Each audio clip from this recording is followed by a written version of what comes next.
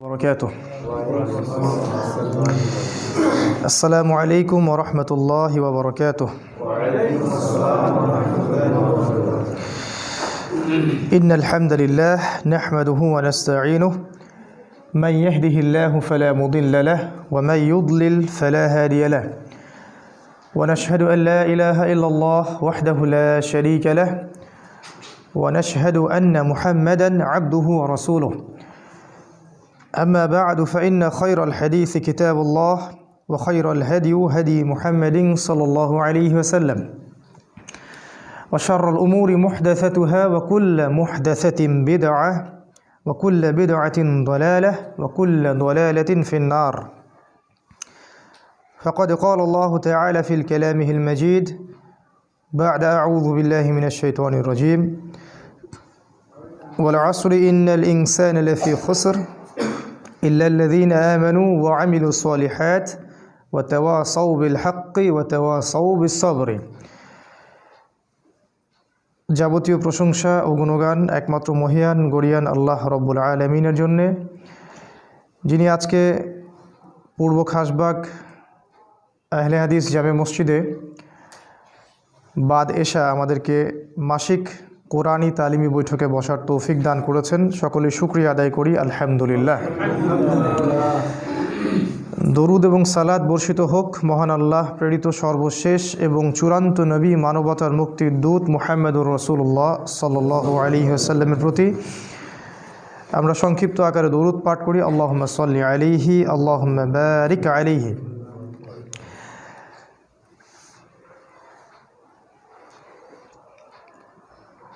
আজকে এই সংক্ষিপ্ত সময়ের মধ্যে ইনশাআল্লাহ আমরা কোরআনের একটি ছোট্ট সূরাকে নিয়ে কথা বলবো। যদিও বেশ কয়েকটা বিষয় নিয়ে আমি ভাবছিলাম কোনটা বলা যায়, আমি চুজ করতে পারছিলাম না যে আসলে কোনটা বলবো। আজকে আপনাদের দ্বিতীয় তালিমি বৈঠক, আমি যতটুকু জানি এর আগে একটা তালিমি বৈঠক হয়েছিল, আজকে তৃতীয় তালিমি বৈঠক।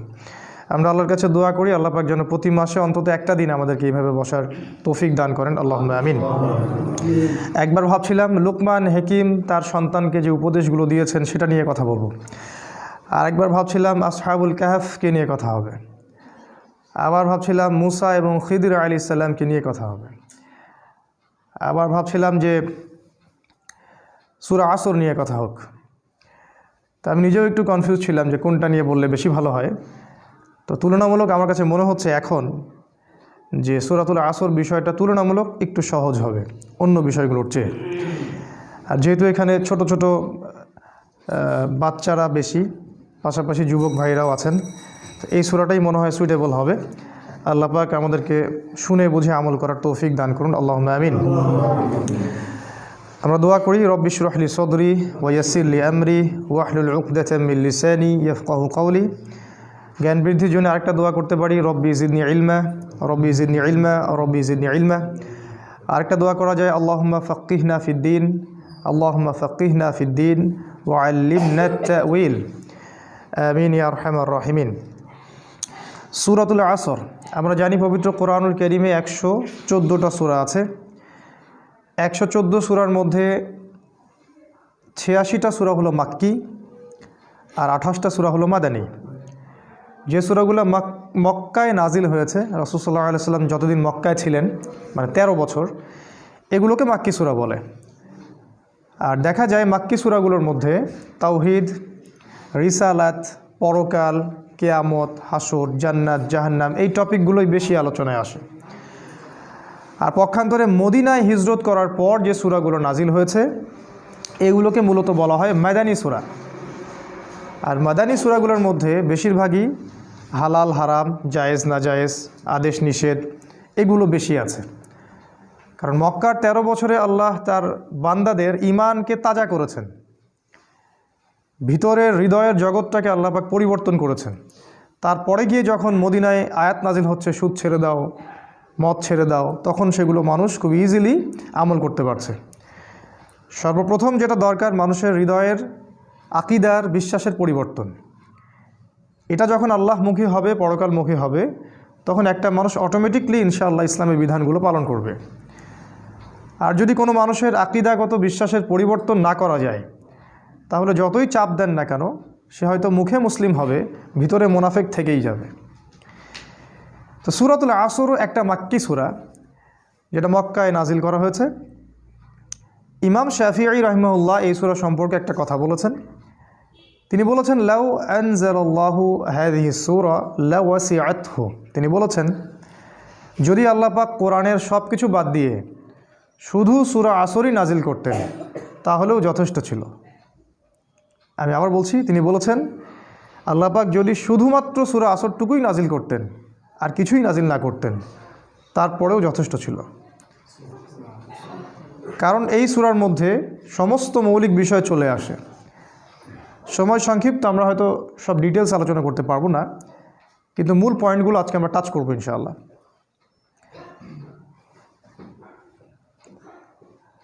114টা সূরা আছে আমি বলেছি, প্রত্যেকটা সূরা এক একটা চূড়া।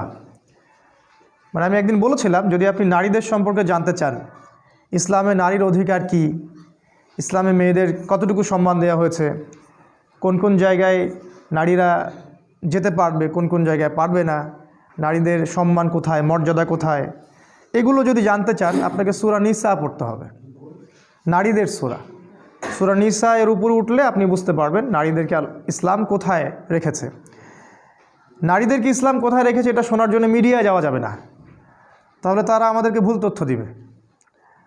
আমাদেরকে আল্লাহ এবং তার রাসূলের উৎসের দিকে আসতে হবে। সূরা নিসা, সূরা নূর, সূরা আহজাব এগুলো আপনাকে জানাবে নারীদের মর্যাদা কোথায়। আবার আপনি যদি জিহাদ সম্পর্কে জানতে চান, ইসলামে জিহাদ কি, কেন করতে হয়, কার বিরুদ্ধে করতে হয়, কখন করতে হয়, আপনাকে পড়তে হবে সূরাতুত তাওবা। সূরাতুত তাওবা। আপনি যদি জানতে চান রাষ্ট্রের পররাষ্ট্রনীতি কেমন হবে, রাষ্ট্রের সংবিধান কেমন হবে, কিভাবে আমরা দেশ চালাবো, আপনাকে সূরা পড়তে হবে সূরা আনফাল। আপনি যদি হিস্ট্রি পড়তে চান, ইতিহাস, একদম ইতিহাস আদম আলাইহিস সালাম থেকে শুরু করে মুহাম্মদ সাল্লাল্লাহু আলাইহি ওয়াসাল্লাম পর্যন্ত আপনাকে এই পুরো ইতিহাস পড়তে হলে পড়তে হবে সূরা হুদ, সূরা শুআরা, এই সূরাগুলো পড়তে হবে। যদি জানতে চান বনু ইসরাইলের সম্পর্কে পড়তে হবে সূরা বনী ইসরাইল। যদি জানতে চান শেষ জামানায় আপনি কিভাবে চলবেন তাহলে পড়তে হবে সূরা কাহফ। এরকম এক একটা সূরা আপনাকে এক একটা রেজাল্ট দিবে। যদি আপনি উপন্যাস পড়তে পছন্দ করেন তাহলে আপনাকে পড়তে হবে সূরা ইউসুফ, সবচেয়ে সেরা উপন্যাস। এরকম সূরাতুল আসর, আসর মানে সময়, ইতিহাসের শুরু থেকে নিয়ে কিয়ামত পর্যন্ত এই সময়ে সময়ে কারা সফল আর কারা ব্যর্থ এটা জানতে হলে আপনাকে সূরা আসর পড়তে হবে।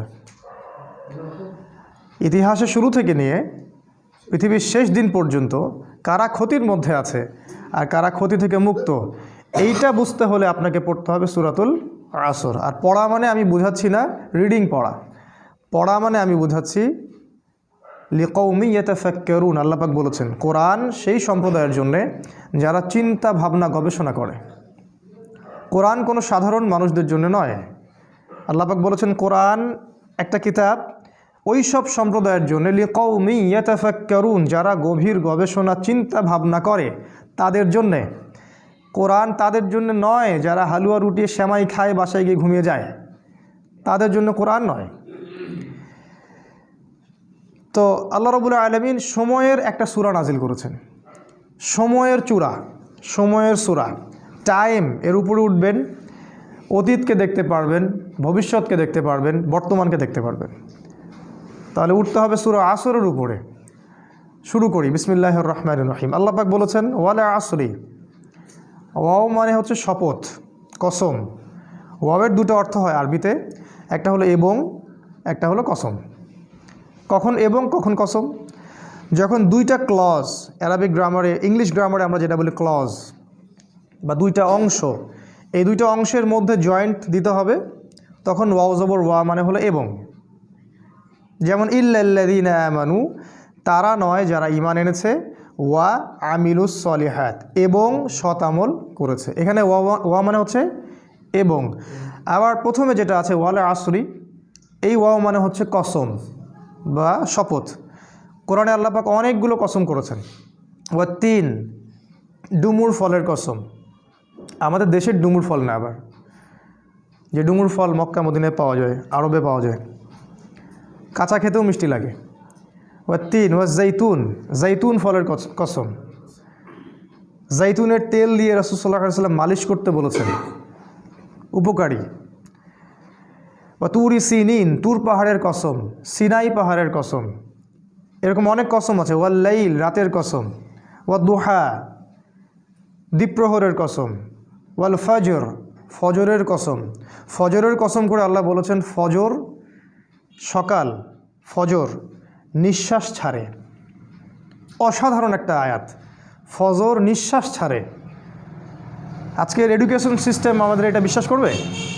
সকাল নিঃশ্বাস ছাড়ে। কোরআন বলেছে ফজর, ফজরের সময় মালায়েকা চলে আসেন, কেরাত হয় ইমামের, তারা শোনেন। কারা কারা নামাজে আসছেন তারা লিখে রাখেন, আল্লাহর কাছে লিস্টটা নিয়ে যান, নিয়ে গিয়ে দেখান যে ফজরের জামাতে হাজির ছিল।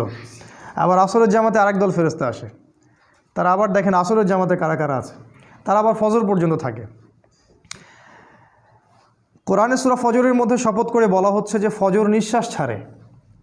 আমাদের এডুকেশন সিস্টেম কি বিশ্বাস করবে কথাটা, যে ফজর নিঃশ্বাস ছাড়ে? তারা বল পাগলের প্রলাপ, কি বলে এগুলো, হয়তো গাল গল্প বলে। এই জন্য আমি বারবার বলি যে this education system is created by দাজ্জাল। এই এডুকেশন সিস্টেমটা ক্রিয়েট করেছে দাজ্জাল নিজেই।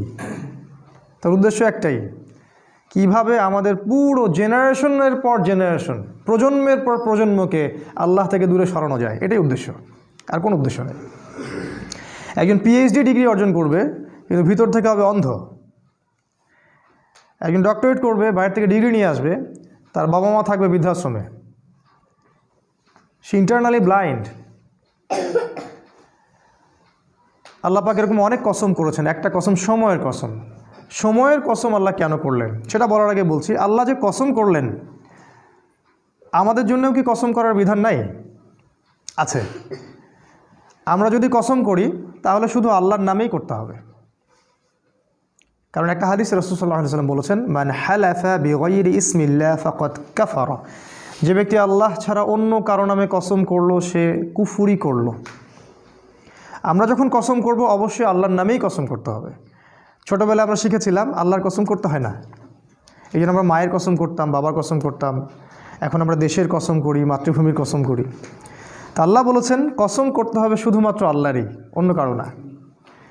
তবে আল্লাহ রাব্বুল আলামিন তার সৃষ্টির কসম করেন, যেমন রাত দিন, ফজর, ডুমুর ফল, কোরআন, চাঁদের, সময়ের ইত্যাদি। সময়ের কসম করার অর্থ কী? সময়ের কসম আল্লাহ পাক কেন করছেন? আল্লাহ পাক যখন কোনো কিছুর কসম করছেন বুঝতে হবে ওই বিষয়টা অত্যন্ত গুরুত্বপূর্ণ।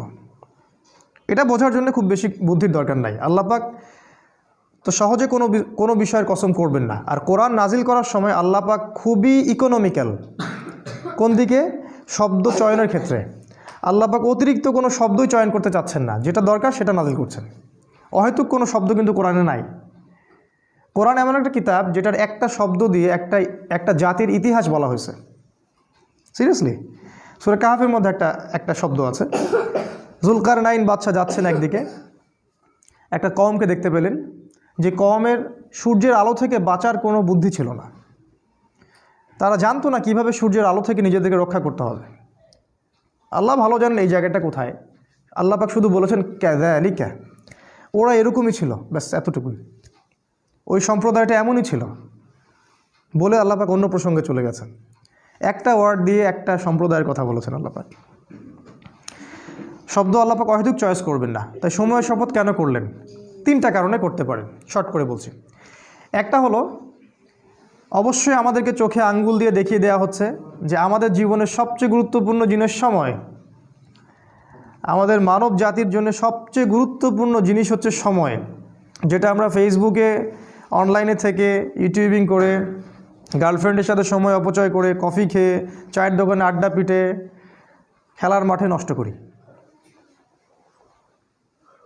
তবে মানুষ যখন মৃত্যুবরণ করবে কিয়ামতের মাঠে এবং জান্নাতে যদি চলেও যায়, সেখানে গিয়েও মানুষের আফসোস হবে ওই সময়গুলোর জন্য যে সময়গুলো মানুষ অহেতুক নষ্ট করেছে, যে সময়গুলোতে মানুষ আল্লাহর কথা বলেনি, আল্লাহর জিকির করেনি, রাসূলের প্রতি দরুদ পড়েনি, ওই সময়গুলোর জন্য মানুষ আফসোস করতে থাকবে। একজন জান্নাতি ব্যক্তিও আফসোস করতে থাকবে, কেন আমি ওই সময়গুলো আল্লাহর জিকির করিনি। সময় সবচেয়ে বেশি ইম্পর্টেন্ট জিনিস। আর এই সভ্যতা, এই গডলেস ওয়ার্ল্ড এবং এই এডুকেশন সিস্টেম আমাদের সময়গুলোকে খেয়ে ফেলেছে। এখন আমার মনে হয় এই 30 বছরের জীবনে এসে আমার কাছে মনে হয় যে আমার জীবনের 15 বা 18টা বছর অপচয় হয়ে গেছে। 18 বছরে আমি হাফেজ হতে পারতাম, আমি হয়তো হাদিসেরও হাফেজ হতে পারতাম, বুদ্ধি ব্রেন ভালো ছিল, ফার্স্ট হতাম সবসময়। আমি হয়তো ফিকহ পড়তে পারতাম, ইতিহাস পড়তে পারতাম, সিরাত পড়তে পারতাম। এখন সারাদিন রাত যত কাজই করি না কেন আত্মতৃপ্তি হয় না, মনে হয় কিছু না কিছু গ্যাপ থেকেই গেল, আর এই গ্যাপটা কখনো পূরণও হবে না, অসম্ভব। তাই যারা 40 বছর 50 বছর বয়সে তাস খেলছে, টিভি দেখতেছে, আড্ডা পিটাচ্ছে, এদেরকে দেখলে বুঝেই আসে না যে এই বয়সে কিভাবে সেটা করতে পারে। একটা বারও কি চিন্তা হয় না যে আমার হায়াত কমে আসছে, আমি পৃথিবীতে আর হয়তো বেশি দিন থাকবো না। সুবহানাল্লাহ, সময়ের কসম, আল্লাহ পাক সময়ের কসম করে আমাদেরকে সময়ের দিকে দৃষ্টি দিতে বলছেন, সময় সম্পর্কে সচেতন হতে বলছেন। দেখেন, মানুষ সারা জীবনে অনেক কষ্ট করে ঠিকই, কষ্টের পর কষ্ট সহ্য করে, একটা চাকরির জন্যে, একটা জমির জন্যে, একটা ভালো জব, স্ট্যাটাস, টাকা, সিকিউরিটি, বাড়ি গাড়ি, বউ বাচ্চা, এগুলোই তো। এগুলো ছাড়া আর কিচ্ছু নাই, এগুলো ছাড়া কিন্তু কিচ্ছু নাই, সব এগুলোই। এগুলোর পিছনে সারা দিন রাত মানুষ প্রচণ্ড পরিশ্রম করে, মানুষ কিন্তু প্রচণ্ড পরিশ্রম করে। আর শয়তান মানুষকে প্রচণ্ড পরিশ্রম করিয়েও নেয়, ও মানুষকে কষ্টের পর কষ্ট দিয়ে জাহান্নামে নিয়ে যেতে চায়। কিন্তু দেখেন, কষ্টের ট্র্যাকটা ভুল, কষ্টের ট্র্যাকটা ঠিক নাই, রং ট্র্যাকে সে কষ্ট করছে। এই যে আমাদের ছেলেমেয়েরা পড়াশোনা করছে, নার্সারিতে ভর্তি হচ্ছে 5 বা 6 বছর বয়সে, 25 বছর পর্যন্ত ঘাড়ে ব্যাগ থাকবেই, অনার্স মাস্টার্স করতে করতে 25 হয়ে যাবে বয়স। এই লম্বা সময়ে সে কোরআন শিখবে না, জেনারেল এডুকেশনের কথা বলছি, কোরআন A to Z শিখবে না, হাদিস শিখবে না, ফিকহ শিখবে না, ইতিহাস শিখবে না, সে ইসলামের যে রাসূলের জীবনী সেটা শিখবে না, সাহাবীদের জীবনী শিখবে না, এগুলো কিছুই শিখবে না। 25 বছর পর্যন্ত সে কষ্ট করবে। আমরা যখন জেনারেল লাইনে পড়তাম, আমাদেরকে এক একটা কবিতা, এক একটা গল্প এমনভাবে পড়ানো হতো, একদম ভেজে ভেজে খাওয়ায় দেওয়া হতো আর কি। রবীন্দ্রনাথের কবিতা, নজরুলের কবিতা, জীবনানন্দ দাশের কবিতা, শেক্সপিয়ারের গল্প, তারপরে আপনার মাইকেল মধুসূদন দত্তের কবিতা। অবশ্যই এখানে ইসলামপন্থী কারো কবিতা ছিল না। আপনার কাছে যদি মনে হয় এই পুরো প্ল্যানটা এমনি এমনি হয়ে গেছে, আপনি বোকা স্বর্গে বাস করছেন, এর পিছনে একটা মাস্টার মাইন্ড আছে। এই পুরো প্রসেসটা একদিনে হয়নি, এটাকে সাজানো হয়েছে, ঢেলে সাজানো হয়েছে, যাতে করে আমাদের প্রজন্মের বা প্রজন্ম ইসলাম থেকে দূরে সরে যায়, তাদের জীবনের বড় একটা সময় নষ্ট হয়ে যায়। সময়ের কসম করেছেন আল্লাহ, এটা একটা কারণ, সময়ের প্রতি মূল্যায়ন করা। সেকেন্ড কারণ হচ্ছে আল্লাহ পাক অতীতের দিকে তাকাতে বলছেন আমাদের দিকে, অতীতের দিকে। সময়ের কসম করে আল্লাহ পাক আমাদেরকে বুঝাচ্ছেন যে অতীতের দিকে তাকিয়ে দেখো, সময়ে সময়ে যারাই আল্লাহর বিধানকে অস্বীকার করেছে, আল্লাহ পাক তাদেরকে এই দুনিয়াতেও লাঞ্ছিত করেছেন, পরকালেও যন্ত্রণাদায়ক শাস্তি দিয়েছেন। আল্লাহ পাক সময়ের কসম করে আমাদেরকে হিস্ট্রি পড়তে বলছেন, ইতিহাস। অতীতের দিকে তাকাও, দেখো আদম আলাইহিস সালাম থেকে শুরু করে এই পর্যন্ত একই সুন্নাত, আল্লাহর সুন্নতের মধ্যে কোনো পরিবর্তন নাই। ওয়ালান তাজিদা লিসুন্নাতিল্লাহি তাবদীল, আল্লাহ বলেছেন আমার সুন্নাত, আমার স্টাইলে কোনো পরিবর্তন পাবে না। যাদের কাছেই আল্লাহর হেদায়েত এসেছে, যারা স্বীকার করে নিয়েছে, আল্লাহ পাক তাদেরকে দুনিয়ায় সাফল্য দিয়েছেন, পরকালেও সাফল্য দিয়েছেন। আর যারাই আল্লাহর বিধানকে অস্বীকার করেছে, আল্লাহ পাক দুনিয়াতে শাস্তি দিয়েছেন, পরকালেও শাস্তি দিয়েছেন। যেমন নূহ আলাইহিস সালামের কওম, আল্লাহ পাক ডুবিয়ে দিলেন। আদ জাতি প্রচণ্ড শক্তিশালী, নারিকেল গাছের সমান সমান একটা মানুষ, এর চেয়েও বড়, পাহাড়ের মধ্যে বাসা করে থাকে, আল্লাহ পাক ওদেরকে ঝড় দিয়ে উড়িয়ে দিলেন। শুআয়ব আলাইহিস সালামের কওম খুবই দাপটের জাতি, ওদের অপরাধ ছিল মানুষকে অন্যায়ভাবে মারতো। আমাদের ওই যে রিমান্ডে নিয়ে যেটা করে ওইটা করতো আর কি, রিমান্ডে নিয়ে গেলে যে পিটানটা পিটায়, এইগুলো তারা সমাজে মানুষকে পিটাইতো আর কি। একজন মানুষ দোষী, দোষ তো প্রমাণ হয়নি, মারা যাবে। ধরেন একজন মানুষ খুনের কারণে বন্দী হয়েছে, প্রমাণ হয়েছে কি এখনও? আপনি মারতে পারেন না তো, মেরে আপনি জবানবন্দি নিতে পারেন না, ইসলামে হারাম। চলছে এগুলো, কে বুঝাবে? শুআয়ব আলাইহিস সালামের কম এই কাজটা করতো। আরেকটা কাজ করতো, মাপে কম দিত আর মানুষের সম্পদ লুট করতো। আমাদের এই যে ব্যাংকিং সিস্টেমের মতো, মানুষকে কলা ঝুলায় টোপ দেয়, একটা বাড়ির দাম 10 লাখ টাকা, আমরা আপনার পক্ষ থেকে বাড়িটা কিনে দিব, কিন্তু আপনাকে 10 লাখের জায়গায় 30 লাখ দিতে হবে। কারণ অতিরিক্ত যে 20 লাখ দিতে হবে এটার জন্য আমরা আপনাকে 20 বছর সময় দিচ্ছি। আর আমরা বলি হ্যাঁ তাই তো 20 বছর সময় পাওয়া যাবে, 30 লাখ অল্প অল্প করে দিব কিস্তি স্টাইলে, সমস্যা তো নাই কিছু। এই কলা ঝুলাই দিয়ে আপনার সম্পদ তারা লুটে নিল, সুদ। আরেকটা যে পেপার মানি, কাগজের টাকা। আমি তো বললাম যে আমরা সোনা নিয়ে ওদের ব্যাংকে যাই, ওদেরকে সোনা দিয়ে ডলার নেই। শুআয়ব আলাইহিস সালামের কওম এরকম কাজ করতো, আল্লাহ পাক ভূমিকম্প দিয়ে ধ্বংস করেছেন ওদেরকে, ভূমিকম্প দিয়ে। সময়ের দিকে তাকায় দেখেন, সামুদ জাতি এরকম শক্তিশালী ছিল, আল্লাহ পাক ওদেরকে বজ্রপাত দিয়ে ধ্বংস করেছেন। ফেরাউন পৃথিবীতে এমন একজন মানুষ যে মনে করতো আমি আল্লাহ, আয়না রব্বুকুমুল আ'লা, আমি ছাড়া তোমাদের মহান কোনো রব নাই। আল্লাহ পাক ওকে পানিতে ডুবাই দিলেন। এখানে একটা ঘটনা আছে, অনেকদিন বলা হয়নি, বলতে যাচ্ছিলাম। ফেরাউন যখন ডুবছিল তখন কিন্তু সে ঈমান এনেছিল, এটা কি জানেন? ফেরাউন যখন ডুবছিল তখন কিন্তু সে ঈমান নিয়ে আসছিল। ফেরাউন যখন ডুবছে ওর সেনাবাহিনী সহ, তখন জিবরাইল অন্যান্য ফেরেশতারা চলে আসছেন, কারণ মৃত্যু হবে, এখন জান কবজ করা হবে। এবং যারা পাপী ওদের জান কবজের সময় ওদেরকে চেহারার মধ্যে মারা হয়, প্রচণ্ড জোরে জোরে পিটানো হয়, থাপ্পড় দেওয়া হয়। ওরা দেখতে পারে, আমরা দেখতে পারবো না। তো জিবরাইল আলাইহিস সালাম তাকে কাদা ছুটছিলেন, কাদা নিয়ে তার মুখে ছুটছিলেন। তো ওই সময় ফেরাউন বলেছিল যে আমানতু বিরব্বি হারুন ওয়া মূসা, আমি হারুন এবং মূসার রবের প্রতি ঈমান নিয়ে আসলাম। আল্লাহ পাক তখন বলছেন আল-আন, এখন, আল ইয়াউমা নুনাজ্জিকা ফি বাদানিকা, আজকে তোমার এই দেহকে আমি সংরক্ষণ করব, লিতাকুনা আয়াত, যাতে করে তুমি নিদর্শন হও তোমার পরবর্তী জাতিদের জন্য। কিন্তু জিবরাইল আলাইহিস সালাম বলেছেন একটা হাদিসের মধ্যে, হাদিসে কুদসির মধ্যে, যে ওই সময় জিবরাইল আলাইহিস সালামও ভয় পাচ্ছিলেন, যে কারণ সে তওবা করছে, যদি আল্লাহ পাক এই সময় তার তওবা কবুল করে নেন আর তিনি যে ওকে মারছেন, যদি আল্লাহ পাক এই জন্য তাকে ধরেন। এই জন্য জিবরাইল আলাইহিস সালামও ভয় পাচ্ছিলেন। আল্লাহ পাকের রহমত এত প্রশস্ত, আল্লাহ চাইলে ওই সময় যদি তাকে মাফ করে দিতেন। জিবরাইল আলাইহিস সালাম বলছেন, যেদিন থেকে ফেরাউন বলেছে আনা রব্বুকুমুল আ'লা, ওই দিন থেকে আমি ওকে ঘৃণা করি, ওই দিন থেকে আমি ওয়েট করতেছি কখন সে মরবে, আমি আযাব দিব। তো এই যে ফেরাউন, সেও সময় স্রোতে হারায় গেল, নমরুদ হারায় গেল। এখনকার এই যুগের ফেরাউনরাও হারায় যাবে, এই যুগের নমরুদ যারা তারাও হারায় যাবে, কোনো কিছুই সময়ের মধ্যে টিকে থাকবে না। সময়ের কসম করে আল্লাহ পাক বলছেন, এই যে হিস্ট্রি দেখো, শিক্ষা নেও।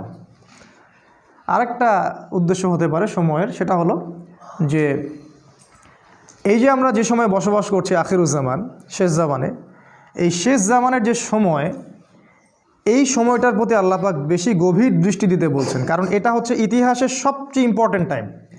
কারণ এখানে এমন এমন কিছু ঘটনা ঘটবে যা পৃথিবীর ইতিহাসে কখনো ঘটেনি। কীরকম? একদিন সাহাবীরা বসে আছেন, রাসূল সাল্লাল্লাহু আলাইহি ওয়াসাল্লাম আসলেন, এসে বললেন তোমরা কী নিয়ে কথা বলছো? সাহাবীরা বললেন আমরা কিয়ামত নিয়ে কথা বলছি। রাসূল সাল্লাল্লাহু আলাইহি ওয়াসাল্লাম বললেন শুনে রাখো, 10টা আলামত না দেখা পর্যন্ত কিয়ামত হবে না। নাম্বার 1 দাজ্জাল, নাম্বার 2 ইয়াজুজ আর মাজুজ, নাম্বার 3 ঈসা আলাইহিস সালামের আগমন, নাম্বার 4 দাব্বাতুল আরদ, জমিন থেকে অনেকগুলো প্রাণী বের হবে। 5 নাম্বার আর দুখান, ধোঁয়া, সারা পৃথিবী ধোঁয়ায় ছেয়ে যাবে। 6 নাম্বার, 6, 7, 8 সম্ভবত 3টা ভূমিকম্প, 3টা বড় বড় ভূমিকম্প হবে পৃথিবীর পূর্ব, পশ্চিম এবং মাঝখানে। আরেকটা হচ্ছে পশ্চিম দিক থেকে সূর্য উঠবে। আর সর্বশেষটা হচ্ছে ইয়েমেন থেকে আগুন বের হবে, এই আগুনটা মানুষকে তাড়িয়ে নিয়ে আসবে আরাফার মাঠের দিকে। রাসূল সাল্লাল্লাহু আলাইহি ওয়াসাল্লাম বলছেন 10টা আলামত না দেখা পর্যন্ত কিয়ামত হবে না। এগুলো মেজর আলামত। এই জন্য এই সময়টা, শেষ যুগের এই শেষ সময়টা বেশি ইম্পর্টেন্ট। এখানে এমন কিছু ঘটনা ঘটবে যেটা ইতিহাসে কখনো ঘটেনি। দাজ্জাল কখনো বের হয়নি, ইয়াজুজ আর মাজুজ এর আগে বের হয়নি, সূর্য কখনো আগে পশ্চিম দিক থেকে ওঠে নাই, ধোঁয়ায় সারা বিশ্ব ছেয়ে যায়নি, জমিন থেকে বড় বড় জানোয়ার বের হওয়া শুরু হয়নি এখনো। এমনও হাদিস আছে যে ওরা মানুষের সাথে কথা বলবে। একজন পুরুষ ঘর থেকে বের হলে ঘরে ফিরে আসবে, বাড়ির দেওয়াল, ওই ব্যক্তির পা, অন্য জানোয়ার তাকে বলে দিবে বাড়িতে কি হয়েছিল। মানে এরকম প্রযুক্তি আসতেছে সামনে। সময়ের কসম করে আল্লাহ পাক এই শেষ জামানার দিকে আমাদেরকে তাকাতে বলছেন, এবং এটা বলছেন এই শেষ জামানায়, এই জায়গাটা ভালো করে বোঝেন, এই শেষ জামানায় ইন্নাল ইনসানা লাফি খুসর, এই শেষ জামানার প্রত্যেকটা মানুষ ক্ষতির মধ্যে আছে। এটা আল্লাহ বোঝাচ্ছেন আমাদেরকে। আখিরুজ্জামানের প্রত্যেকটা মানুষ ক্ষতির মধ্যে আছে। ইন্নাল ইনসানা লাফি খুসর, নিশ্চয়ই, ইন্না মানে নিশ্চয়ই, আল ইনসান মানে মানুষ, লা মানে আবার অবশ্যই, ফি মানে মধ্যে, আর খুসর মানে ক্ষতি। শাব্দিক অর্থ হয় নিশ্চয়ই মানুষ অবশ্যই ক্ষতির মধ্যে আছে। আখিরুজ্জামান এমন একটা জামান, এমন একটা যুগ, যে যুগের কোনো মানুষ ক্ষতি থেকে বাইরে নয়। যতই দাড়ি টুপি পাগড়ি আর জুব্বা থাকুক না কেন, সে ক্ষতি থেকে বাইরে নয়। যে মনে করবে সে ক্ষতি থেকে বাইরে, সে বোকার স্বর্গে বাস করছে। রাসূল সাল্লাল্লাহু আলাইহি ওয়াসাল্লাম কি বলেননি, আখিরুজ্জামানের একটা ব্যক্তি খুঁজে পাওয়া যাবে না যে সুদ থেকে মুক্ত থাকতে পারবে? তিনি কি বলেননি এই জামানার সবচেয়ে বেশি হবে মেয়েরা, এবং মেয়েরা নগ্ন হয়ে বাইরে ঘুরবে। মুমিন ভাই, মুমিন স্বামী তাকে বাড়িতে রাখতে পারবে না, সে দায়ুসে পরিণত হবে, কিছু করতে পারবে না। শেষ জামানায় দাজ্জাল এবং তার সেনাবাহিনীরা এমনভাবে সারা বিশ্ব শাসন করবে, এদের গ্রিপ থেকে মুমিন বের হতে পারবে না। সবচেয়ে বড় হাদিসটা হচ্ছে শেষ জামানায় মুমিনের হাতে জ্বলন্ত কয়লা রাখা যেমন, ঈমান ধরে রাখাটা ওই রকম হবে। নিজেকে প্রশ্নগুলোর উত্তর পাওয়া যাবে আমাদেরকে সবাইকেই, যে আমরা যে ইসলামটা ফলো করছি আর কি, এটা কি হাতে কয়লা ধরার মতো কি না? আমরা যে ইসলামটা ফলো করছি, আসলেই কি আমরা হাতে জ্বলন্ত কয়লা ধরে আছি কি না? এরকম কষ্ট হচ্ছে কি না? যদি কষ্ট হয়, সুসংবাদ আপনার জন্যে। যদি কষ্ট হয়, তাহলে আপনার জন্য সুসংবাদ, আপনি সেই ব্যক্তি যার কথা রাসূল বলেছেন। আর যদি কষ্ট না হয়, আফসোস আমাদের জন্যে, আমার উপর ধিক্কার, আমি সেই ব্যক্তি যার কথা রাসূল বলেছেন নেগেটিভলি, পজিটিভলি না। কি বলেছেন রাসূল সাল্লাল্লাহু আলাইহি ওয়াসাল্লাম? সকালে মুমিন থাকবে, বিকালে কাফের হয়ে যাবে। বিকেলে কাফের থাকবে, সকালে মুমিন হবে। ইয়াবিউ রাজুলু দীনাহু লিআরদি দুনিয়া, দুনিয়ার বিনিময়ে একজন ব্যক্তি তার দিনকে বিক্রি করে দিবে। এই হলো আখিরুজ্জামান। এই জামানার প্রত্যেকটা মানুষ ক্ষতির মধ্যে। তবে আল্লাহ পাক বলেছেন 4 শ্রেণীর মানুষ নয়।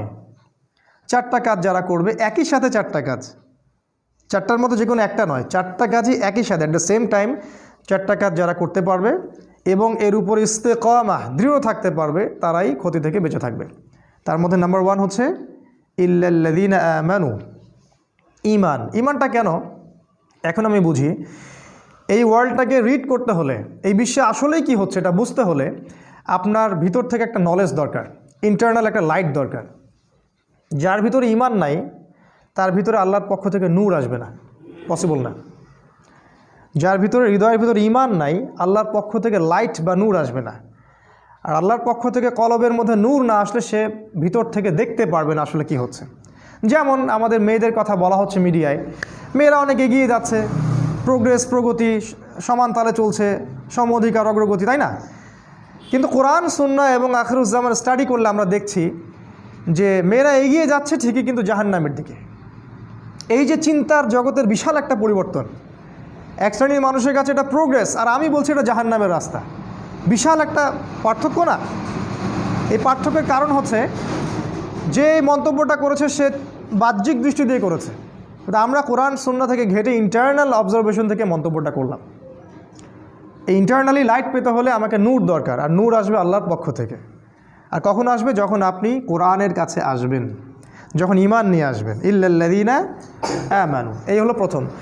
আর হাদিসে আছে, হাদিসে জিবরিলের মধ্যে ঈমানের 6টা পিলার, তো অনেকেই জানি না। ঈমানের 6টা পিলার হচ্ছে, 1 নাম্বার আমানতু বিল্লাহ, আল্লাহর প্রতি বিশ্বাস করা, তার ফেরেশতাগণের প্রতি বিশ্বাস করা, তার আসমানি কিতাবগুলোর প্রতি বিশ্বাস করা, রসুলগণের প্রতি বিশ্বাস করা, পরকালের প্রতি বিশ্বাস করা এবং তাকদিরের ভালো মন্দের প্রতি বিশ্বাস করা। এই 6টা পিলারকে বিশ্বাস করার নাম ঈমান।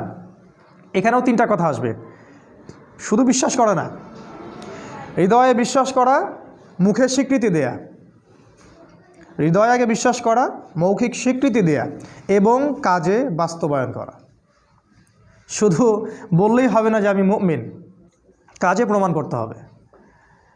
কিছু মানুষ আছে আমাদের বলে যে আমি তো গুনাহ করিনি, নামাজ পড়ার কি দরকার আছে, আমি তো খারাপ কাজ করি না, আমি তো সারাদিন ভালো কাজ করি, জনকল্যাণমূলক কাজ করি, আমি তো জননেতা, নামাজের তো প্রয়োজন নাই। নামাজ তাদের জন্য যারা গুনাহ করে, ওদের গুনাহ মাফ করানোর প্রয়োজন আছে, তারা যাবে নামাজে, আমি নামাজে যাব কেন? কিছু মানুষ আছে কোরআন, সুন্নাহ, ইসলামকে এর সামনে আত্মসমর্পণ তো করবেই না, বলে যে আমি মানবতার কল্যাণে কাজ করি, আমি জনকল্যাণমূলক কাজ করি, আমি গাছ লাগিয়ে দিই, আমি কম্বল বিতরণ করি, আমি কত ভালো কাজ করি। এগুলো তো ভালো কাজ, আমি তো সদা সত্য কথা বলি, ব্যবসায় হালাল খাই, আমার নামাজের তো দরকার নাই। ঈমানের একটা পিলার হচ্ছে মনে বিশ্বাস, মুখে স্বীকৃতির সাথে সাথে কাজে অবশ্যই বাস্তবায়ন করতে হবে। এই কাজে বাস্তবায়ন করতে গিয়ে কিছু মানুষ শৈথিল্যবাদী হয়ে যাবে, আর কিছু মানুষ হয়ে যাবে চরমপন্থী। আমাদেরকে হতে হবে মধ্যমপন্থী, খুব চরমপন্থীও না, আবার শৈথিল্যবাদীও না।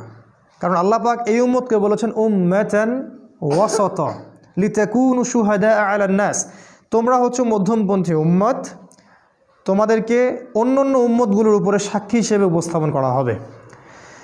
1 নাম্বার, ক্ষতি থেকে বেঁচে থাকবে তারাই যারা মুমিন, এই 6টা পিলারের প্রতি বিশ্বাস করে, তারপরে মুখে স্বীকৃতি দেয় এবং কাজে বাস্তবায়ন করে। 2 নাম্বার, ওয়া আমিলুস সলিহাত, ঈমান আনার সাথে সাথে যারা সৎ আমল করে।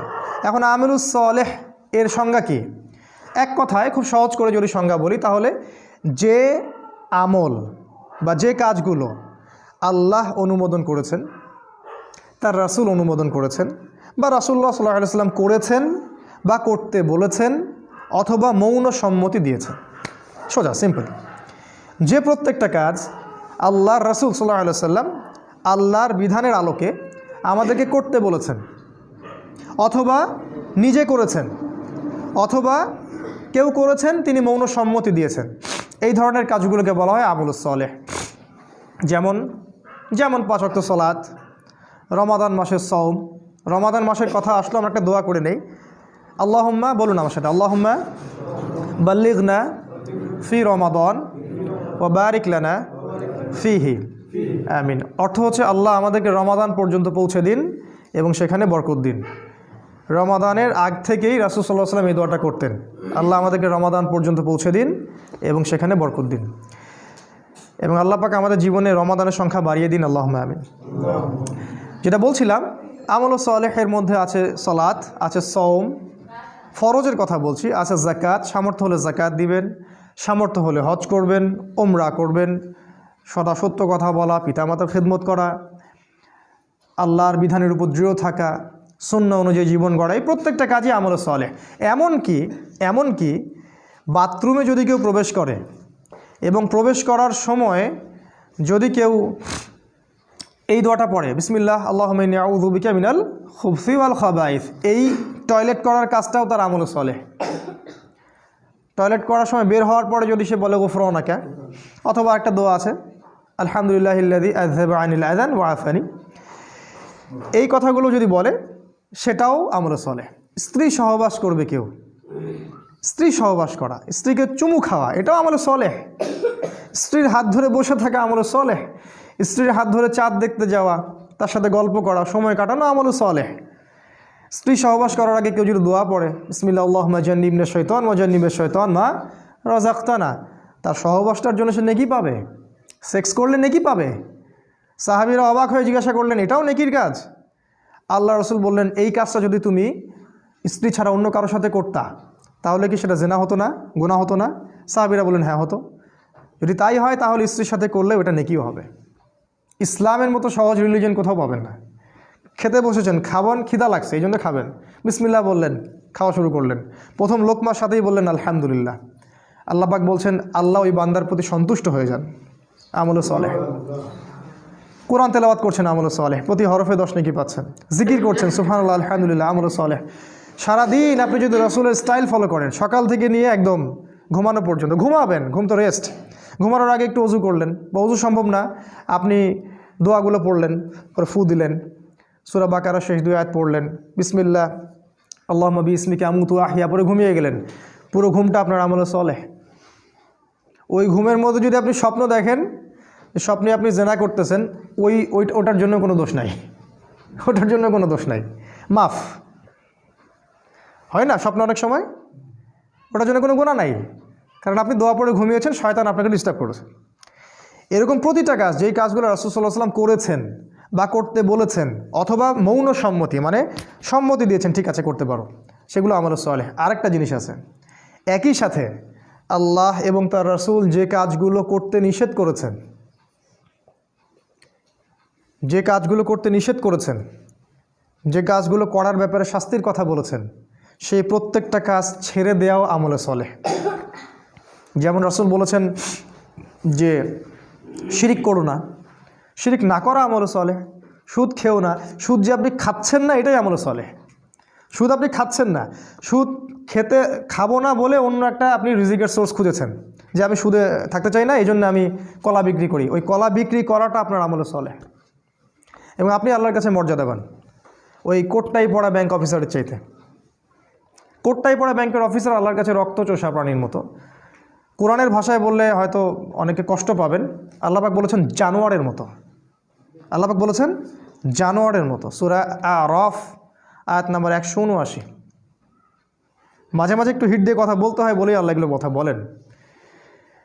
তো এই যে আমরা অন্যায় থেকে দূরে থাকছি, এটাও আমলে চলে। ওই যে টাকনুর নিচে কাপড় পরলে গোনা হয়, আপনি প্যান্টটা কেটে নিলেন, এটাই আমলে চলে, কারণ আপনি টাকনুর নিচে কাপড় পরতে চাচ্ছেন না, দাড়ি শেভ করতে হয় না, এই জন্য আপনি ছেড়ে দিয়েছেন।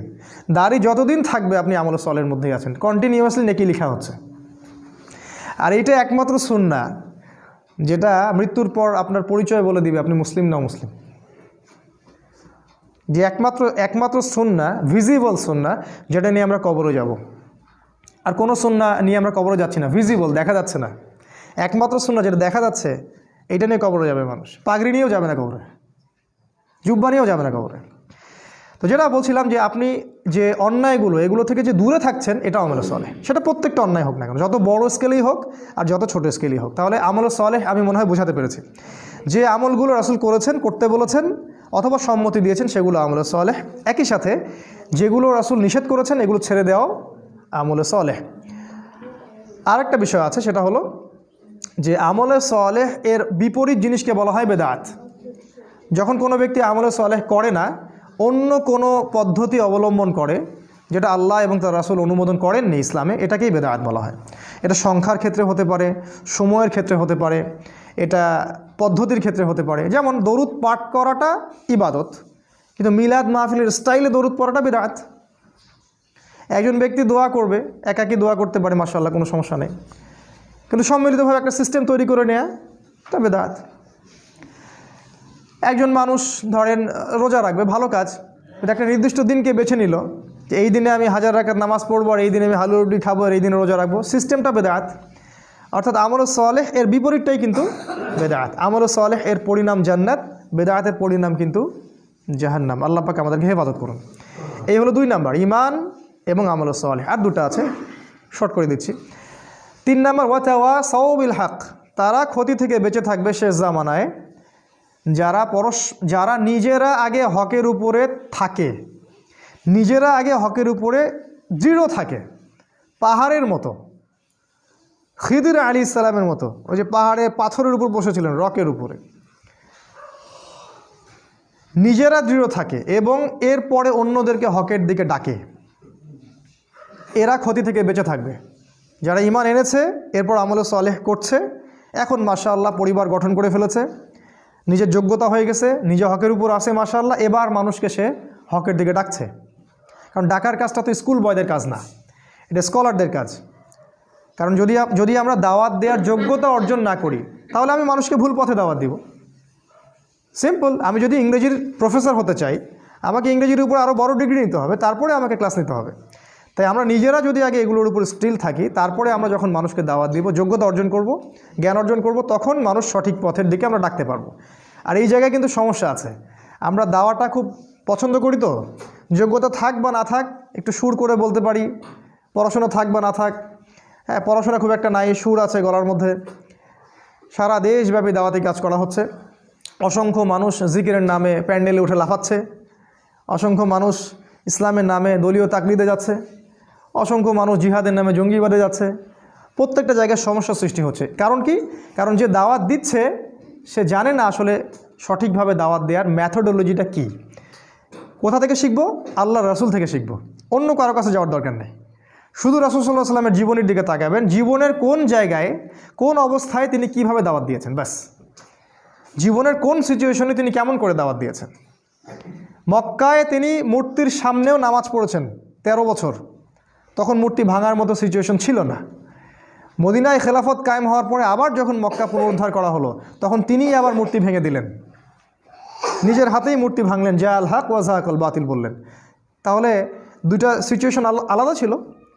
দায়ীকে বুঝতে হবে তার যোগ্যতা কতটুকু, তাকে কোন সিচুয়েশনে কি বলা যাবে কি বলা যাবে না, কোন দিকে মানুষকে ডাকতে হবে, কোন সময়ে কোন দিকে দাওয়াত দিতে হবে। এখন উম্মার যে সময়, এই সময়টা মানুষকে ছোট ছোট ইখতিলাফি বিষয়ের দিকে মতভেদ করার সময় নয়। এখন আমরা এমন একটা সময়ে আছি যে আমরা এন্ড টাইম, শেষ সময়ের দিকে যাচ্ছি, যখন সারা বিশ্ব একত্রিত হয়ে আমাদের বিরুদ্ধে প্রোপাগান্ডা চালাচ্ছে। আর এই সময় যদি আমরা বিভিন্ন দলে উপদলে ভাগ হয়ে থাকি, তাহলে আমাদের ওই যে হাওয়া বেরিয়ে যাবে, আল্লাহ পাক সূরা আনফালে বলেছেন, বাতাস বের হয়ে যাবে, হাওয়া বের হয়ে যাবে, তোমরা পাগুলো স্থলিত হবে, এক ভাইকে মারবে আর এক ভাই হাসবে, এক ভাইকে মারবে আর এক ভাই হাসবে, বলবে আমাকে তো মারে নাই, আমার দলকে তো কিছু বলেনি, সমস্যা নেই। তো বোকা বুঝতে পারেনি যে পরে ওর কাছে ওরা আসতেছে। তো এটা হবে। তাহলে হকের দাওয়াত দেওয়ার আগে আমাদেরকে হকটাকে চিনতে হবে, হক চিনতে হবে, এবং এর উপরে আগে নিজেদেরকে দৃঢ় থাকতে হবে, তারপরে গিয়ে আমাদেরকে অন্যকে দাওয়াত দিতে হবে। এবং দাওয়াত দেওয়ার সময় আমাকে পরিবেশ, পরিস্থিতি এবং সময় বুঝতে হবে, কোন সময়ে কোন প্রেক্ষাপটে কিসের দাওয়াত দিতে হবে। এবং এই দাওয়াত দেওয়ার সময় হতে হবে মানুষের সাথে নরম, উদার। একটা মানুষ এখনও ইসলামের বেসিক কোনো বিষয় জানেই না, ধরেন সে সলাতই আদায় করে না, এখন আপনি কি সবার আগে ওকে সলাতের দিকে ডাকবেন, নাকি ওকে আপনি বুকে হাত বাঁধা শেখাবেন? কী করবেন বলেন তো? আপনার বুদ্ধিমানের কাজ কি? অ্যাটলিস্ট তাকে আগে সলাতের দিকে তো ডাকবেন। সে নামাজ পড়তেছে মাশাআল্লাহ, এখন নিয়মিত জামাতে আসে, মাশাআল্লাহ হৃদয়টা পরিবর্তন হচ্ছে, আস্তে আস্তে আস্তে আস্তে আপনি ওকে মাসআলাগুলো বোঝান। আমরা কি করি? আমরা প্রথমে আক্রমণ করি, যেখানে যাই এটা ঠিক না, ওইটা ঠিক না, আপনার এটা ভুল হয়েছে, আপনার এটা ঠিক না। এতে করে কি হয়, ওরা তো এই ব্যাপারটাকে ভালোভাবে দেখেই না, বরং এখানে ওরাও তখন ডিফেন্সিভ হয়ে যায়, ওরাও তখন বলে যে না আমাদেরটাই ঠিক। ওরাও মাহফিল করবে আপনার বিরুদ্ধে, আর আমরাও মাহফিল করবো ওদের বিরুদ্ধে। এই হচ্ছে উম্মার সার্কাস। শব্দটা কি বললাম আমি? সার্কাস। এখন এই বাংলাদেশে এই সার্কাস চলে। হকের দাওয়াত দেওয়ার জন্য হকের সংজ্ঞা জানতে হবে। আল্লাহ পাক সূরা কাহাফের মধ্যে বলেছেন, আয়াত নাম্বার 23 বা 24, আল্লাহ বলছেন ওয়াকুলিল হক মির রব্বিকুম, হক সেটাই, সত্য সেটাই যেটা তোমার রবের পক্ষ থেকে নাজিল হয়। ফামান শাআ ফালইউমিন, যার ইচ্ছা হয় সে ঈমান নিয়ে আসুক, ওয়ামান শাআ ফালইয়াকফুর, যার ইচ্ছা হয় সে অস্বীকার করুক। ইন্না আ'তাদনা লিযালিমিনা নারান, আর আমি আল্লাহ জালেমদের জন্য আগুন প্রস্তুত করে রেখেছি। আল্লাহ পাক হকের সংজ্ঞা দিলেন, হক সেটাই যেটা আল্লাহর পক্ষ থেকে নাজিল হয়। তাহলে আল্লাহর পক্ষ থেকে কি গণতন্ত্র নাজিল হয়েছে? ধর্মনিরপেক্ষতাবাদ, কমিউনিজম, আমাদের সেকুলারিজম, আমাদের এই যে ইউনাইটেড নেশনস, জাতিসংঘ, আমাদের ইসরায়েলের ব্যাংকিং সিস্টেম, এগুলো আল্লাহর পক্ষ থেকে নাজিল হয়েছে? কি নাজিল হয়েছে আল্লাহর পক্ষ থেকে? এক সময় আল্লাহর পক্ষ থেকে তাওরাত নাজিল হয়েছিল, ওই তাওরাতই ছিল ওই সময়ের হক, ওই তাওরাতটা ওই সময়ের হক ছিল। এরপরে জাবুরটা ওই সময়ের হক ছিল, ইনজিলটা ওই সময়ের হক ছিল। এখন কিয়ামত পর্যন্ত হকের মানদণ্ড কোরআন এবং সুন্নাহ, এর বাইরে যাওয়ার কোনো সুযোগ নাই। জীবনের প্রতিটা ক্ষেত্রে যদি এটার উপর আমল একজন ব্যক্তির না থাকে, সে ব্যক্তি নামে মুসলিম হতে পারলেও কাজে এখনও পরিপূর্ণ মুসলিম হতে পারেনি। এটাকে বলা আত্মসমর্পণ। এই হকটাকে আমরা আগে চিনলাম, এরপরে আপনি হকের দিকে মানুষকে দাওয়াত দিবেন। আর আমি বললাম দাওয়ার ক্ষেত্রে আমাদেরকে হতে হবে একটু লিবারেল, একটু নমনীয়, মানুষকে আগে বেসিক জিনিসগুলোর দিকে নিয়ে আসা, তারপরে আপনি আস্তে আস্তে কঠিন জিনিসগুলো আলোচনা করেন।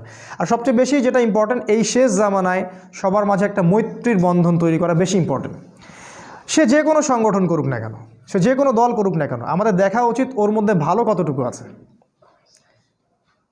হানাফিদের মধ্যে ভালো আছে, আহলুল হাদিসদের মধ্যে কিছু ভালো আছে, তাবলিগের মধ্যেও দেখবেন আপনি কিছু ভালো আছে, জামাত ইসলামে দেখবেন আপনি কিছু ভালো আছে, চরমনায়ে দেখবেন কিছু ভালো আছে। সবারই মধ্যে কিছু না কিছু ভালো অবশ্যই আছে। আপনি কেমন করে বুঝবেন কোনটা ভালো কোনটা খারাপ? ওই যে বললাম, হক থেকে বুঝতে হবে, হকের মানদণ্ড দেখে আপনাকে ডিসাইড করতে হবে যে এটা ভালো এটা খারাপ। আর একান্ত যদি নাই পারি ডিসাইড করতে আমি, তাহলে সমসাময়িক যত ওলামায়ে কেরাম আছে তাদের কাছে যাব, গিয়ে বলবো, পরামর্শ করব যে আসলে কোনটা সত্য কোনটা মিথ্যা, এবং তারপরে আমি যাচাই বাছাই করে দেব কোনটা সত্যের বেশি কাছাকাছি। আর যদি দেখা যায় দুইটা অপশন দেখা যাচ্ছে, এটাও ঠিক ওইটাও ঠিক, যেমন ধরেন সুবহানাল্লাহ এটা 33 বার করে পড়া যায়, 33 33 33, আর লাস্টে একবার লা ইলাহা ইল্লাল্লাহ ওয়াহদাহু লা শারীকা লাহ, তাই না? কি জানি লা ইলাহা ইল্লাল্লাহ, হ্যাঁ মাশাআল্লাহ, লাহুল মুলকু ওয়া লাহুল হামদু ওয়া হুয়া আলা কুল্লি শাইইন সহি। একটা হাদিসে আরেকজন সাহাবীকে রাসূল বলছেন 33 33 34 বার আল্লাহু আকবার। এটা কি জয়ীফ? এটা সহি। তাহলে কখনো আপনি ওইটা আমল করেন, কখনো এটা আমল করেন, বৈচিত্র্য থাকলো। বেতের সালাত কত রাকাত পড়ছেন রাসূল? 1 3 7 5 9, কোনটা সহি? সব সহি। এখন কিছু মানুষ বলবে আমরা গোলালু মার্কা আলেম, সবই সহি বলে। এক জায়গায় এই কথাটা বলে আসলাম মিঠাপুকুর জায়গিরহাটে। তো পরে একজন খুবই ক্ষেপে গেছে আমার উপরে, খাবার টেবিলে আমার উপর খুব আক্রোশ ঝাড়লো, বলল যে আপনি গোলালু মার্কা আলেম, আপনি সবগুলোকে সহি বললেন। তা আমি জিজ্ঞাসা করলাম বেতর সলাৎ কোনটা সহি? বললো যে আমি তো অত পণ্ডিত না, পড়াশোনা জানি না, বলে চলে গেল। এই যে আমাদের আচরণগত সমস্যা, এটার কারণ আসলে অজ্ঞতা এবং আমাদের সব নলেজগুলো না থাকা। এরকম প্রতিটা মাসআলা আপনি দেখবেন, ওই যে পায়খানা করতে বসা থেকে শুরু করে ঘুমানো পর্যন্ত যতগুলো আমল আমরা করি, প্রতিটা আমলেই একাধিক অপশন আছে। একবারে হাঁটু গেড়ে বসার অপশন আছে, এক পা ডান পা খাড়া করে বসার অপশন আছে পায়খানাতে। খাবার টেবিলে বসার মানে নিচে যখন বসি হাঁটুর উপরে বসার অপশন আছে না? তাশাহুদের মতো বসার অপশন আছে না? কোনটা সহি? বলবেন দুটাই সহি। আপনি সলাতে দাঁড়াবেন, কখনো 2 রাকাত সুন্নত পড়ার অপশন আছে, কখনো 4 রাকাত আছে না? কখনো বেতর 1 রাকাত পড়ার অপশন আছে, কখনো 3 রাকাত আছে না? কোরআন তেলাওয়াত করবেন, অপশন নাই? অপশন আছে। আপনি যে কোনো সুন্নার দিকে যান, ঘুমাবেন, ঘুমানোর সময় অনেক দোয়া, কোনটা সহি? সবগুলোই সহি। সূরা কাফিরুন পড়ে ঘুমানোর হাদিস আছে, সূরা কাফিরুন। অনেকে বলবে এটা নাই, আছে, হয়তো সে জানে না। তাই আমাদেরকে এই জায়গায় যেটা করতে হবে যে সব ডাটাগুলোকে এক জায়গায় আনতে হবে। যদি আমার কাছে না থাকে আমি ওলামায়ে কেরামদের বই পড়ব, সহযোগিতা নিব, এবং সবার মাঝে ঠিক আছে ভাই আমি বুঝতে পারতেছি ওরটা হয়তো একটু দুর্বল, আমারটা বেশি সহি, আচ্ছা ঠিক আছে, সে সেটা করতেছে, করুক। আমি তাকে হিকমার সাথে একসময় বুঝাবো যে ভাই এটা চেয়ে বেশি সহি, আপনি চাইলে এটা করতে পারেন, আমার কাছে এটা ভালো মনে হয়। মাশাআল্লাহ। কোনো ইমামের মধ্যে কি কোনো দ্বন্দ্ব ছিল? হানাফি মাযহাবের ইমাম শাফি মাযহাবকে ঘুষি মারতেন নাকি? আমরা এগুলো করি কেন? আমাদের এগুলো অজ্ঞতা অথবা হিংসা অথবা হটকারিতা এগুলোর কারণে করি। এতে করে আমাদের একটা লাভ হয়, সেটা কি জানেন? আমরা ইহুদি খ্রিস্টান এবং জায়োনিস্টদের দাসে পরিণত হই, এটা আমাদের লাভ হয়। আমরা ইহুদি খ্রিস্টান এবং জায়োনিস্টদের দাসে পরিণত হই, কারণ ওরা বিভক্ত উম্মাকে সুযোগ পেয়ে ধ্বংস করার পথ খুলে যায়। এটা হলো হকের দাওয়াত আমরা দিব। আর একটা হলো সবর, এটা বলে শেষ করছি। সবর ওয়াতাওয়াসাউ বিস সবর, হকের দাওয়াত দেওয়ার সাথে সাথে যারা সবর করে। আচ্ছা, দাওয়াতের সাথে সবরের সম্পর্ক কি? রংপুরে কুকুরের সংখ্যা বেশি হয়েছে না? আমাদের এলাকায় একই অবস্থা। আমাদের এলাকায় কুকুরের যন্ত্রণায় ঘুমানো যায় না এখন। আর একটা বিষয় আমি দেখছি, আমাদের এলাকায় অনেক বিত্তশালী আছে, তো বিত্তশালীদের টাকা রাখার জায়গা নাই, আর বাসায় হয়তো আল্লাহ এবং তার রাসূলের প্রতি সেই রকম তাওয়াক্কুল আছে কিনা আল্লাহ ভালো জানেন, তো সবাই কুকুর পুষতেছে বাসায়, সম্পদ পাহারা দিচ্ছে কুকুররা। সুবহানাল্লাহ। জানেন এই ব্যাপারেও হাদিস আছে যে বিনা প্রয়োজনে যদি কেউ কুকুর পালে, কথাটা মনে হলো, দেখেন এটা উপকার হবে। বিনা প্রয়োজনে যদি কেউ কুকুর পালে, প্রতিদিন তার আমলনামা থেকে 1 কেরাত নেকি কেটে দেওয়া হবে। 1 কেরাত, 1 কেরাত মানে হচ্ছে উহুদ পাহাড়ের সমান। আমি দেখেছি উহুদ পাহাড়, আপনারা যারা হজ করেছেন দেখেছেন, উহুদ পাহাড় এত বড় নেকি তার আমলনামা থেকে কেটে দেওয়া হবে।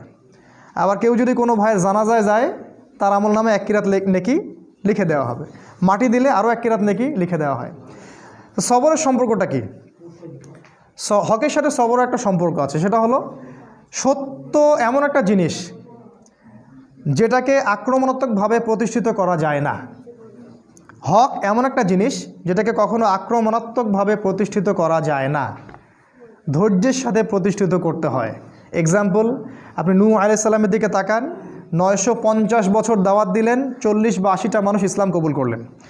আপনি তাকান ইব্রাহিম আলাইহিস সালাম, সবর করতে করতে দেশে থাকতে পারলেন না, হিজরত করতে হলো। ভাই আমাদের কুইজ প্রতিযোগিতা শেষ করছে। তারপরে দেখেন আপনি আদ সামুদ জাতি, আপনি প্রশ্ন করেন। ঠিক আছে।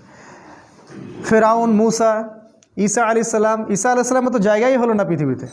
মুসা আলাইহিস সালাম, তাকে উম্মাহ এত কষ্ট দিয়েছে। আমাদের নবী মুহাম্মদ সাল্লাল্লাহু আলাইহি ওয়াসাল্লাম মাঝে মাঝে মুসা আলাইহিস সালামের কথা চিন্তা করতেন আর সান্ত্বনা পেতেন।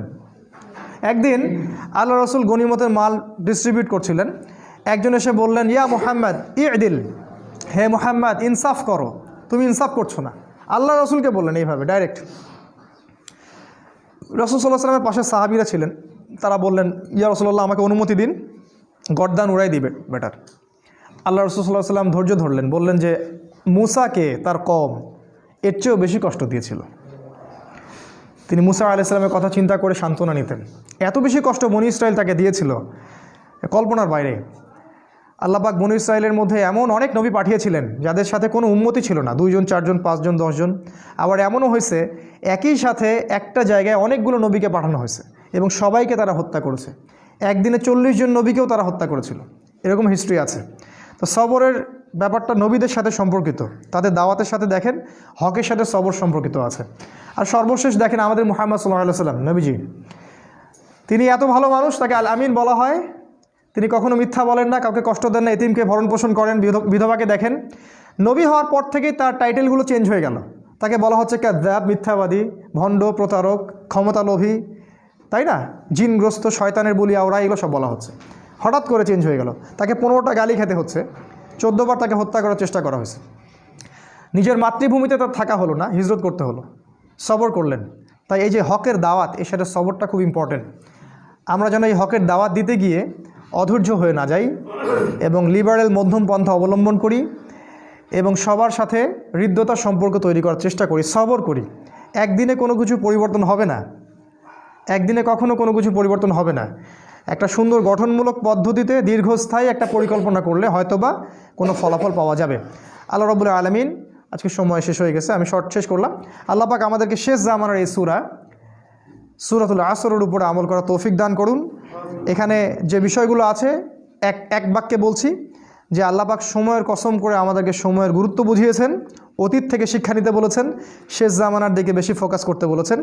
তিনি বলেছেন শেষ জামানার বেশিরভাগ মানুষই ক্ষতির মধ্যে আছে, তবে তারা নয় যারা ইমানদার, ইমান এনেছে এবং একই সাথে সৎ আমল সম্পাদন করেছে এবং এর সাথে তারা হকের উপর প্রতিষ্ঠিত ছিল, অন্যকেও হকের দাওয়াত দিয়েছে এবং সর্বশেষ যারা ধৈর্যের উপদেশ দিয়েছে পরস্পরকে। এই গুণগুলো আল্লাহ পাক আমাদেরকে অর্জন করার তৌফিক দান করুন, আল্লাহুম্মা আমিন। আল্লাহ রাব্বুল আলামিন আমাদেরকে কোরআন বুঝে পড়ার তৌফিক দান করুন, আল্লাহুম্মা আমিন। এবং এই ছোট্ট সূরাটার মধ্যে অনেক ব্যাপক আলোচনা আছে, আপনারা এগুলোর তাফসির পড়বেন, বাসায় তাফসির কিনবেন, পড়বেন, আরও অনেক নলেজ আপনারা জানতে পারবেন ইনশাআল্লাহ। আল্লাহ পাক এই প্রতিটা বিষয়ের উপর আমাদেরকে আমল করার আল্লাহ পাক তৌফিক দান করুন। আমাদের কোরআনের আলোয় আল্লাহ পাক আমাদেরকে আলোকিত করুন, আমাদেরকে ইমান আনার মতো আনার তৌফিক দান করুন, আমলে সালেহ বেশি বেশি করার তৌফিক দান করুন, হকের উপর থাকার তৌফিক দান করুন, দাওয়াত দেওয়ার তৌফিক দান করুন এবং সবর বা ধৈর্য ধরার আল্লাহ পাক তৌফিক দান করুন, আল্লাহুম্মা আমিন। এই বলে আমি আমার আজকের বক্তব্য শেষ করছি। আর শেষ করার আগে আজকে যে বক্তব্যটা হলো এর উপর একটা কুইজ হবে। এই কুইজটা